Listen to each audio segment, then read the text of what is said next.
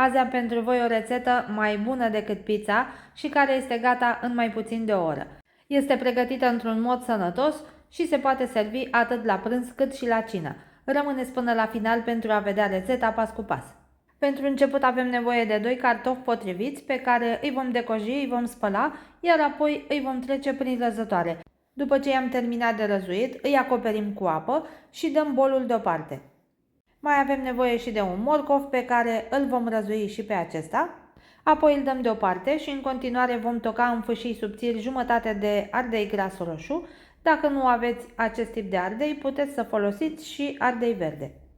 Mai avem nevoie și de 2 fire de usturoi verde pe care îl vom toca mărunt. Dacă nu aveți usturoi verde, puteți să folosiți și 2 căței de usturoi uscat. Vom mai folosi și jumătate de ceapă pe care o vom toca de asemenea mărunt. Apoi punem o tigaie la foc în care adăugăm aproximativ 2-3 linguri de ulei, lăsăm să se încingă foarte bine, după care adăugăm legumele toate deodată. Le vom căli aproximativ 4-5 minute la foc moderat și totodată punem și un praf de sare peste ele. Între timp scurgem și cartofii care au stat până acum în apă, îi punem în alt recipient sau direct în tigaie peste legume după ce acestea s-au călit 5 minute. Îi amestecăm bine cu legumele, apoi acoperim tigaia cu un capac și lăsăm totul să se gătească încă 5 minute la foc moderat, din când în când mai ridicăm capacul și mai amestecăm în legume.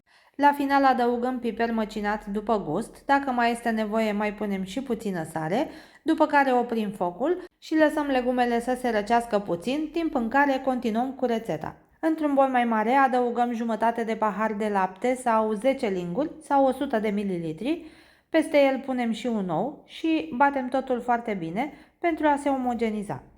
Adăugăm aproximativ jumătate de linguriță de sare, de asemenea punem și piper măcinat după gust și aproximativ un sfert de linguriță de oregano uscat. Mai batem încă puțin pentru a încorpora condimentele, după care adăugăm 10 linguri rase de făină sau 120 de grame sau puteți măsura cu un pahar, acesta nu trebuie să fie foarte plin, ci doar pe 3 sferturi. Amestecăm cutelul până când făina este foarte bine încorporată. La final trebuie să obținem o compoziție asemănătoare cu cea de clătite. În cazul în care vedeți că această compoziție este foarte groasă, doar mai adăugați treptat 1, 2 sau chiar 3 linguri de lapte. Exact așa am făcut și eu, pentru că compoziția mea a ieșit un pic mai groasă.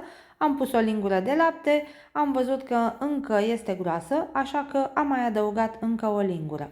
Aceasta este consistența pe care trebuie să o aibă compoziția la final. Peste ea adăugăm acum legumele călite, după care amestecăm foarte bine pentru ca acestea să se încorporeze cu compoziția. Dacă vă plac rețetele mele, nu uitați să apăsați butonul de urmărire pentru a fi la curent cu toate noile publicații. Și de asemenea vă aștept să-mi spuneți din ce localitate a țării sau din afara ei urmăriți acest video. Mai avem nevoie și de verdeață, eu am folosit pătrunjel și mărar, voi puteți să folosiți ceea ce vă place. O tocăm mărunt, după care o adăugăm în compoziție, însă putem să oprim puțină și pentru decorul final. La final adăugăm și aproximativ 100-120 de grame de șuncă pe care am tocat-o înainte în cubulețe și o încorporăm. Eu la final am mai adăugat și jumătate de linguriță de boia dulce pentru că îmi place gustul acesteia. Dacă doriți, puteți să faceți și voi același lucru.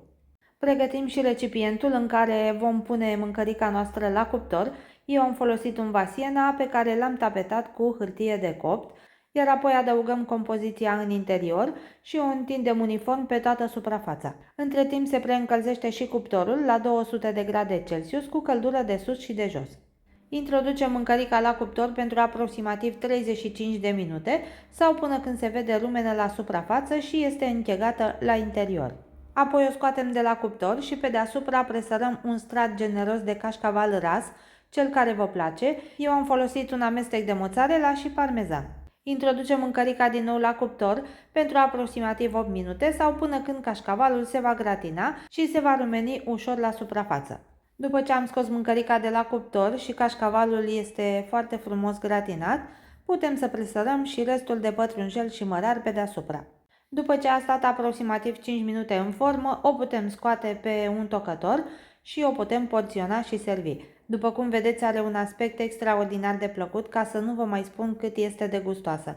Încercați și voi rețeta pentru că cu siguranță vă va încânta și după cum ați văzut este foarte ușoară. Vă aștept să-mi spuneți în comentarii cum vi s-a părut rețeta, iar dacă v-a plăcut nu uitați să o distribuiți și cu prietenii voștri. Eu vă mulțumesc pentru vizionare și ne vedem la videoclipul următor.